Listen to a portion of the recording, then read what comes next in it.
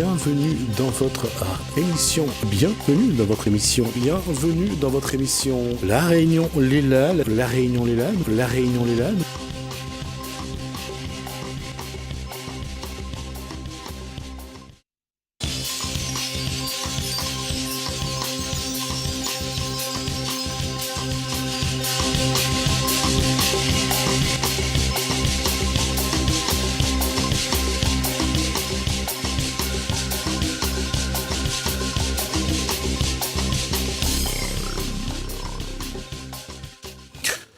Bonsoir à tous, bienvenue dans votre émission La Réunion Léla.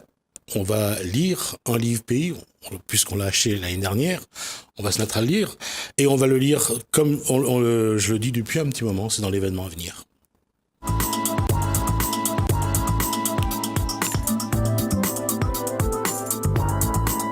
Cet événement est prévu le 27 avril de ce mois. Bonsoir, Peggy Lougarbal, je lis un livre pays. La Réunion des livres pilote toujours l'opération ? Oui, la Réunion des livres organise pour la 3e édition cette opération qui s'appelle cette année Je lis un livre pays, puisqu'elle s'appelait J'achète un livre pays les 2 précédentes années. Le 27 avril, effectivement, à 4 jours de la journée mondiale du livre et du droit d'auteur. Bonsoir, alors comme auteur, Sabine Tirel, bonsoir. Bonsoir. Auteure illustratrice, Isabelle Le Guénan, éditrice coccinelle, édition, bonsoir à vous mesdames. Cet événement pour vous, ça représente quoi ? Ça représente une opportunité pour mettre en avant et en valeur ce qu'on a écrit et ce qu'on a voulu partager avec le public. D'accord, pour une éditrice, Isabelle Le Guénan. C'est un magnifique événement, d'abord, parce qu'il n'y avait pas d'événement sur le livre. La Réunion des livres, c'est une association que je connais depuis très longtemps, qui a fait des très très belles choses. Et puis parce qu'on a besoin les familles, on a besoin d'action autour du livre. Par rapport à la télévision, la tablette, on s'en éloigne un petit peu. Puis c'est vraiment très important. D'accord. Il y a un retour ou pas aujourd'hui ? C'est-à-dire que Internet arrive un peu à saturation. On y a peut-être pris tout ce qu'on pouvait prendre dedans pour un certain public. Aujourd'hui, on a l'impression que le livre revient à la page ou à la une. C'est quelque chose que vous sentez, que vous voyez ? Il y a un retour avec le public ? Ça se sent ? En tout cas, moi, je fais essentiellement de la jeunesse. Donc oui, c'est sûr que de toute façon, le livre jeunesse, il faut le toucher. Le livre, on le touche, on le mange, on le regarde. Et Internet, c'est un bon outil aussi. Faut pas l'écarter parce que c'est un très bon outil, mais ça remplacera jamais un livre. C'est un petit peu comme cette génération qui le matin aime bien feuilleter son journal devant un café, un jus d'orange et un croissant. Moi ? Non, pas vous. J'ai pas de préjugés sur vous, d'accord. Madame. J'ai dit comme cette génération. Je ne sais pas de quelle génération vous êtes, donc... J'ai à peu près la même que la vôtre. C'est gentil à vous. Mais c'était pas ma question. La question, c'est, est-ce que, quand on voit, il y a encore ces gens qui vont dans les boulangeries le matin, qui prennent leur baguette, leur journal, le café. Et pour eux, c'est presque un moment, un rituel le matin de prendre son café en feuilletant son journal. Aujourd'hui, on voit, et j'aime bien ce moment-là, quand on voit une personne qui prend du thé, prendre une boisson, mais poser sur un guéridon ou une petite table, prendre son livre, s'allonger. Ça, c'est un rituel aussi. Oui, c'est vrai, oui. Après, chez les jeunes, il y a d'autres formes d'aller s'approprier l'information, notamment sur Internet, mais ça n'empêche pas que chez des jeunes qui vont sur Internet, qui vont sur les réseaux sociaux, ils aiment aussi les livres. Et puis,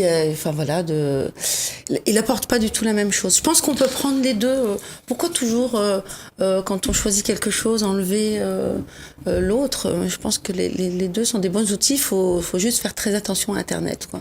Sabine Tirel, d'accord là-dessus ? C'est-à-dire qu'aujourd'hui, vous qui avez été dans l'éducation, de voir ce retour justement du toucher, du tactile, de la feuille de papier. Oui, mais justement, moi j'écris des livres sur l'histoire de la Réunion, à tous les niveaux. Et donc, puisque comme j'ai fait des bandes dessinées, plusieurs bandes dessinées, j'ai fait des contes pour enfants, et j'ai fait 2 romans. Et je ne vois pas normalement en général, je ne vois pas le lecteur avec mes livres, quoi, ou avec les livres. Mais quand je vais dans les bibliothèques, quand j'interviens dans les médiathèques ou quand je rencontre des classes, je me rends compte que justement, ils sont curieux de savoir ce qu'il y a derrière ce livre. Donc ils ont lu, d'accord, mais on dirait qu'ils sont pas suffisamment informés de avant et après. Donc ils sont là, ils posent plein de questions. Comment vous avez écrit? Où est-ce que vous avez été? Comment vous avez fait pour trouver ça? Où est-ce que vous avez fait vos recherches, etc. Et pour en revenir au problème d'Internet, moi je fais mes recherches aux archives départementales, à la bibliothèque départementale, sur Internet, sur tout, Wikipédia et tout le reste, pour pas citer. Et donc c'est pour avoir des approches différentes, pour pouvoir travailler mon sujet. Parce que parfois, quand on est dans les livres, quand on est dans les archives, par exemple, on a une vision d'une époque à un moment donné. Et si on va... Donc moi, quand je vais sur Internet, c'est pour avoir des approches différentes et pour avoir le recul suffisamment loin pour pouvoir gérer et raconter mon histoire. C'est donc, le regard. Pour moi, voilà, c'est le regard de chacun qui m'apporte donc la vérité, à mon sens, pour pouvoir écrire mon histoire. Et qu'est-ce qui fait que Sabine Tirel va amener sa touche, son regard à elle, son épice quelque part, mettre son grain de sel finalement? Mon grain de sel, c'est facile, parce que je vais pas raconter l'histoire d'un personnage historique, ça m'intéresse pas. D'une période, donc les historiens sont là pour ça, ils prennent l'histoire, ils la traduisent, ils la mettent en comment dire ça, à notre portée, leurs recherches, ils font des recherches, ils mettent à notre portée, et nous, à ce moment-là, on lit. Moi, ça me sert à rien d'aller raconter l'histoire qui existe. Donc, par contre, je peux prendre une histoire, une trame historique, une période bien donnée, et inventer un personnage. Ça m'est arrivé plusieurs fois. J'invente un personnage que je pose sur l'histoire, et j'ai la petite histoire du personnage devant, et en fond historique, le fond historique réel, et une histoire et un personnage fictif qui, lui, traverse la grande histoire avec sa petite histoire. Et ça, c'est ma démarche. Je l'ai faite déjà dans le Mousse de la Méduse, parce que le Mousse de la Méduse, il est tombé à l'eau avant le naufrage du bateau La Méduse, au large du Sénégal, de la Mauritanie. Et je l'ai fait aussi dans Jaya, engagée indienne, parce qu'elle était l'engagée indienne qui venait justement de Carical, de la côte de Coromandel, et qui venait jusqu'à La Réunion. Et quand elle vient à La Réunion, moi je connaissais l'histoire des engagés indiens.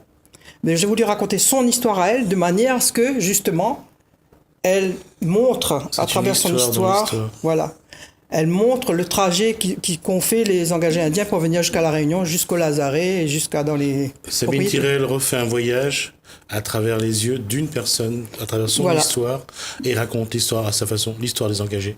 Oui, c'est ce regard-là. Et quelque part, quand on se transporte à travers ce personnage, on vit l'histoire à travers le personnage. Ça veut dire qu'il y a quelque part, c'est aussi un regard, on se dit que ça aurait pu se passer comme ça, ou ça s'est passé comme ça.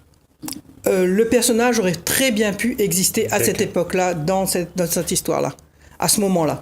Parce que il y a eu des témoignages d'événements qui sont arrivés. Peut-être que j'ai regroupé tout sur ce personnage, pendant cette histoire, justement pour que le lecteur il ait la vision entière de ce que je veux montrer. Je voulais montrer le trajet donc de Carical, par exemple, en information, en point de départ, jusqu'au Lazaret et jusqu'aux plantations donc, de La Réunion. D'accord. Donc, pendant cette période-là, ce personnage-là, il aurait pu très bien exister. Qu'est-ce que ce voyage vécu de l'intérieur, puisque c'est un voyage de l'intérieur, qu'est-ce que ça apporte à la Réunionnaise? À la Réunionnaise. Quelque part, c'est aussi de définir quelque chose qui aurait pu se passer ou qui s'est passé, mais en même temps de se dire, c'est se rapprocher aussi de cette période-là. Oui, mais c'est-à-dire que là, moi, je veux communiquer. Moi, je suis curieuse de nature. J'adore lire, écrire, chercher et tout. Et après, j'apprends. Et je n'avais pas envie de garder pour moi. Je dis, demain, si je disparais, de toute façon, demain, je vais disparaître un jour ou l'autre. Demain, je sais pas. Peut-être pas demain. Mais j'espère que ça plus tard. Oui, espérons plus tard, parce que j'ai encore des choses à raconter. Ouais. Donc, je dis, si demain je disparais, au moins, il y aura une trace quelque part de ce que j'ai appris, quoi. Que je parte pas avec tout ce que j'ai j'ai appris que je voudrais partager. C'est dans la personnalité de caractère de Sabine Tirel de se dire il faut aussi remettre en cause ce qu'on nous dit, ne pas toujours prendre au pied de la lettre, essayer de regarder différemment. Oui, ben, il y a plusieurs façons d'appréhender l'histoire. De toute façon, l'histoire, elle a été écrite, comme on a dit, je ne sais plus qui a dit ça, l'histoire a été écrite par les vainqueurs. Ce sont les vainqueurs qui écrivent l'histoire. Donc, à un moment donné, il faut se mettre un petit peu aussi à la place de ceux qui ont subi l'histoire et essayer de raconter aussi la version opposée, quoi, le yin et le yang, quoi, l'inverse de ce qui se passe dans dans ce qui a été raconté officiellement. D'accord. Peggy, d'un point de vue vraiment historique, lorsqu'on fait un peu comme ce que fait Sabine Tirel, on cherche un personnage, on essaye de le faire traverser l'histoire pour le raconter un peu à sa façon aussi. C'est ce que Peggy a déjà fait dans quelques romans, je pense. Oui, alors moi c'est un peu différent parce que j'ai un roman mais qui n'est pas encore sorti, qui devrait sortir cette année, où je prends un personnage historique. Donc transposé aussi dans son époque, mais après ça reste un roman, donc complètement imaginé pour la suite. Mais après c'est vrai qu'on apprend des choses et il y a une certaine base historique. Et puis après, le personnage, je suis partie d'un personnage historique, à savoir Abdelkrim Al-Khattabi. Et après, j'ai fait ma propre histoire. Je lui ai mis mes propres pensées dans la tête, si je puis dire. Mais voilà, ça reste un roman. Hein. Ce n'est pas un travail historique parce qu'il y a des historiens qui sont très bien pour le faire. Voilà, donc moi je suis juste auteur. Isabelle Le Guénan, le public, le lecteur, c'est ce qu'ils apprécient le plus, c'est les romans, avec une trame historique. Alors moi, je suis pas trop dans les livres adultes. Moi, Même pour les enfants, par exemple. Est-ce que de parler de l'histoire, ça les intéresse, ou c'est vraiment d'être dans leur imaginaire? Ah non, mais l'histoire, ça n'empêche pas d'être dans l'imaginaire. Elles ont toutes les deux des visions, elles vont aller chercher des informations. Et après, par rapport au livre historique qui est souvent un peu compliqué à digérer, j'allais dire, hein, c'est un peu dur. Elles vont nous donner l'envie d'aller chercher les personnages. Enfin, il y a une romance. Enfin, elles vont nous donner de leur vision à elles et elles vont faire vivre les personnages. C'est ça qui est magnifique. C'est des œuvres, hein, un peu comme les peintres qui peuvent travailler sur le même sujet et puis qui vont employer différentes couleurs. Quand on regarde à travers l'histoire, on va regarder au plus haut niveau à travers tout ce que l'histoire a pu donner. En Afrique, il y a la reine de Saba, en Russie, il y a eu Anastasia, Victor Hugo a fait naître Cosette, en Afrique, on Gavroche. a eu le radeau de la Méduse. Pardon? En Afrique, on a eu le naufrage de la Méduse. Ah oui, mais ça, je l'avais pas en tête. Je suis désolé, Sabine Tirel. On n'a pas tous les mêmes références. Mais c'est vrai, on regarde ici à La Réunion, on regarde les personnages qui aujourd'hui reviennent, ce sont surtout les personnes issues de l'esclavage, comme Zélindor, comme Kala, comme Simandev. On voit que on a besoin de références soit qui sortent d'imaginaire. À Maurice, il y a eu Paul et Virginie, entre autres, sur le Saint-Gérand, sachant que Saint-Gérand, ça a été une vraie histoire. Oui. Le bateau, le naufrage du Saint-Gérand ouais. a été une vraie histoire. Comme le Titanic a été une vraie histoire. Donc on voit que les gens ont besoin de mettre de l'imaginaire dans du véridique. C'est ça qui... Et puis on a besoin de connaître nos racines. Nos racines, c'est très très important, qu'elles soient réunionnaises, qu'elles soient de n'importe quelle île de l'océan Indien. On a besoin de regarder dans nos racines, donc les enfants, les adultes ont besoin de retourner voir ce qui s'est passé. Et puis après tout ça, après hop, on monte effectivement dans l'imaginaire, dans ce que nous dans quoi on peut se projeter, dans les nouvelles branches que l'on peut créer d'un arbre qui s'est enraciné en fait. Oui, c'est vrai, on le voit actuellement parce qu'on parle un peu de Furcy actuellement. de l'esclave Fursi, enfin de l'esclave. C'est très, une c'est belle très histoire. controversé. Pour lui, il n'était pas esclave, pour d'autres, il l'était. Donc, Il a réclamé. il a ça, réussi, il- voilà, au bout de il a quelques années. réussi à Mais il a réclamer, réussi oui. à le réclamer quand il était arrivé, quand il était à Maurice, pas à La Réunion. Ce qui pose un problème d'affranchissement. Il y a eu des très beaux montages vidéo qui ont été faits. Ouais. Des Tout à films fait. En sur tout cas, Fursi, on a montré. Alors, puisqu'il y a des ouvrages sur ce plateau, je vais vous demander de les présenter et après on verra si on aura le temps de continuer à en discuter. Allez-y. Oui. Alors moi, à quelle caméra? La caméra Là, qui c'est est là. juste là. Ah non, il faudra lever là. Alors c'est le mousse de la méduse. Ouais. Le mousse de la méduse, c'est une bande dessinée. Donc ça, c'est le naufrage. C'est en gros, c'est le naufrage de la méduse. Non, c'est pas le naufrage de la méduse.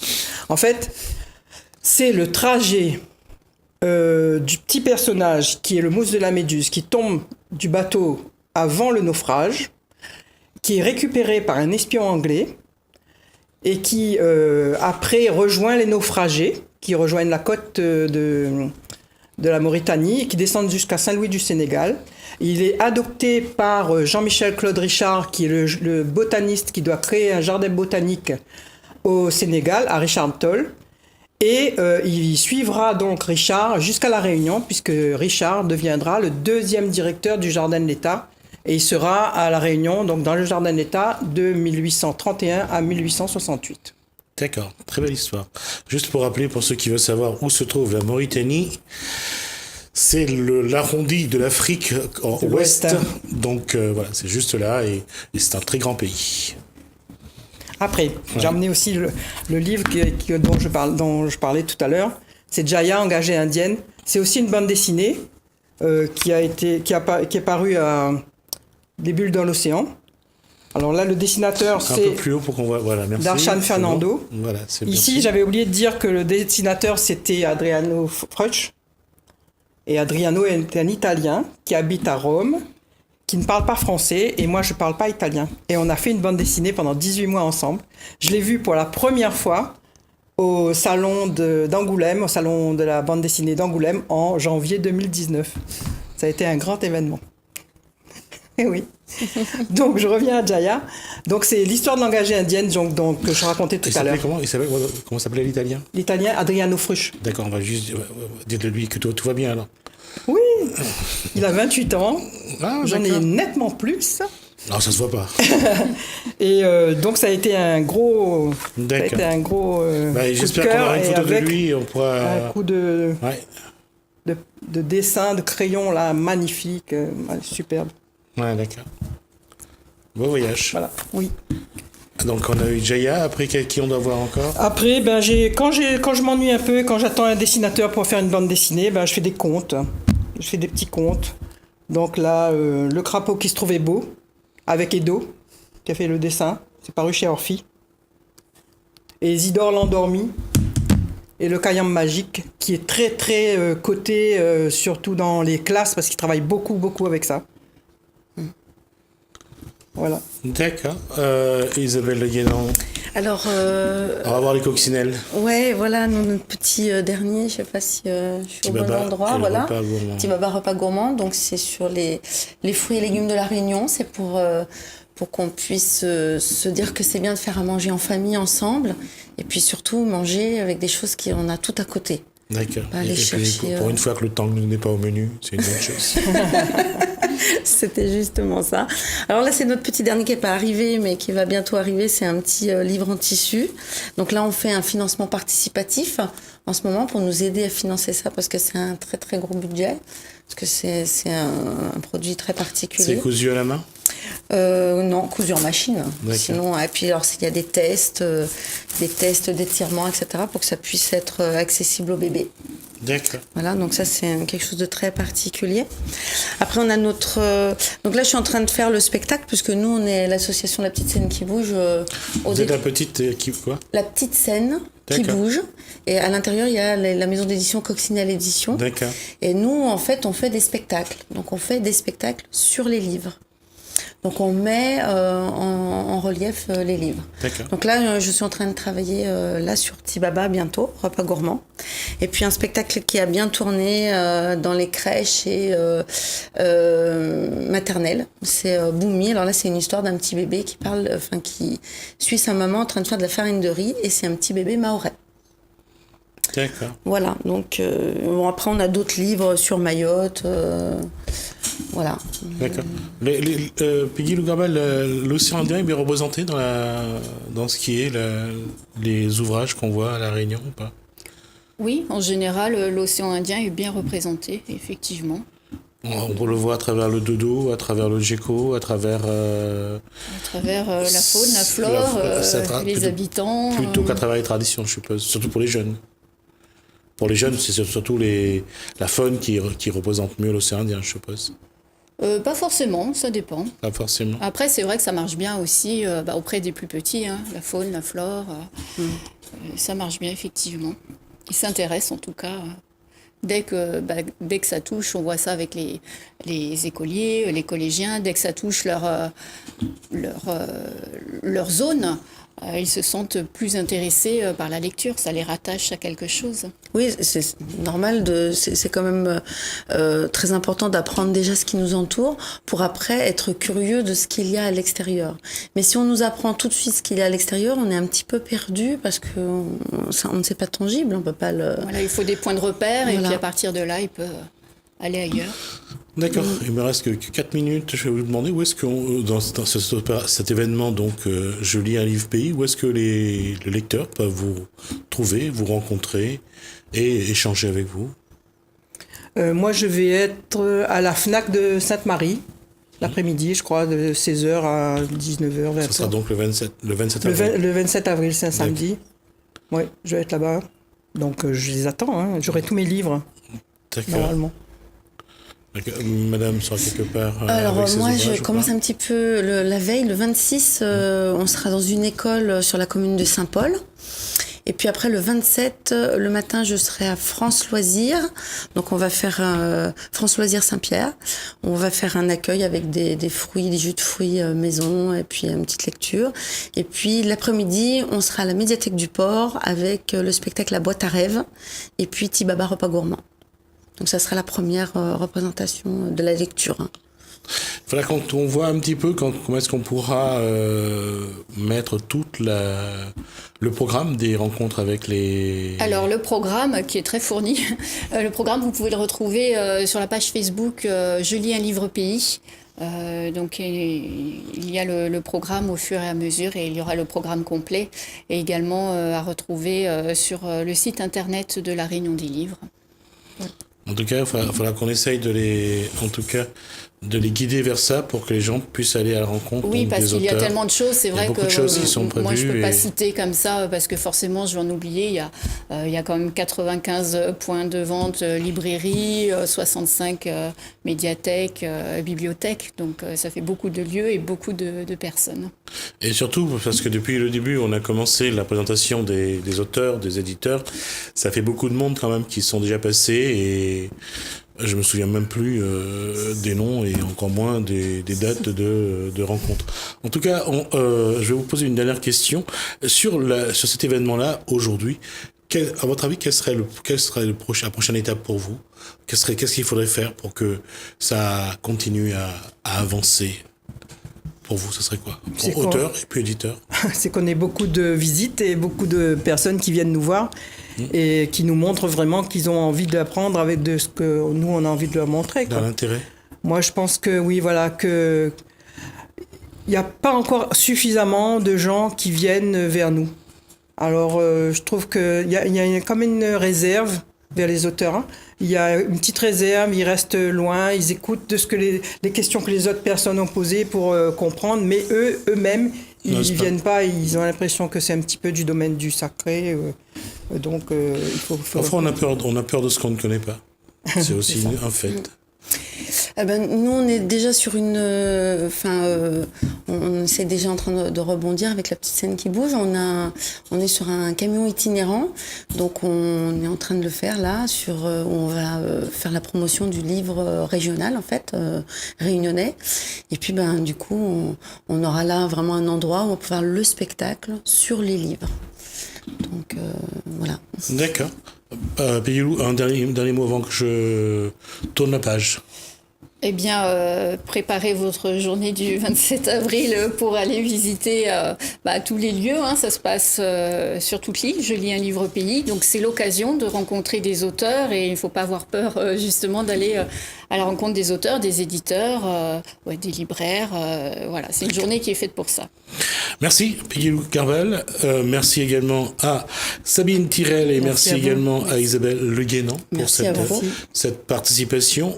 Bienvenue dans votre émission. Bienvenue dans votre émission. Bienvenue dans votre émission. La Réunion, les Lalles. La Réunion, les Lalles. La Réunion, les Lalles.